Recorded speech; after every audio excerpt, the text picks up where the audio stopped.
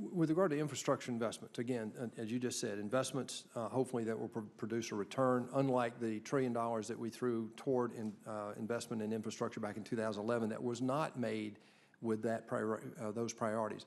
I call out one type of investments now, particularly when we talk about spending the money we're talking about in this budget on infrastructure. The question is, are we prioritizing based on the return that we get in terms of economic growth and contribution then in turn to reducing this long-term debt?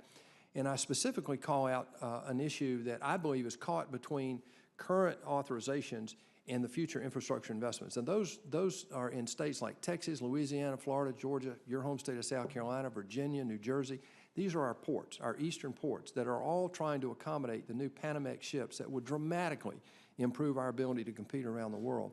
I believe those investments are caught up in the Army Corps of Engineers budgets being cut, but are not being moved over to the infrastructure investments. And these port investments actually offer a higher rate of return than some of the infrastructure investments I think that we contemplated. Can you address that? I would. At the risk of making a small correction, we absolutely anticipate that the deep water ports will be part of the infrastructure bill. In fact, the largest part of the infrastructure bill, the 50% of the $200 billion, $100 billion is sort of, in our mind, set aside for programs that can contribute their own portion of the funding. And as you know, the Port of Savannah does exactly that. So no, we had specifically the deep water ports in mind when we fashioned the infrastructure bill. That's comforting. Thank you, Mr. Chairman.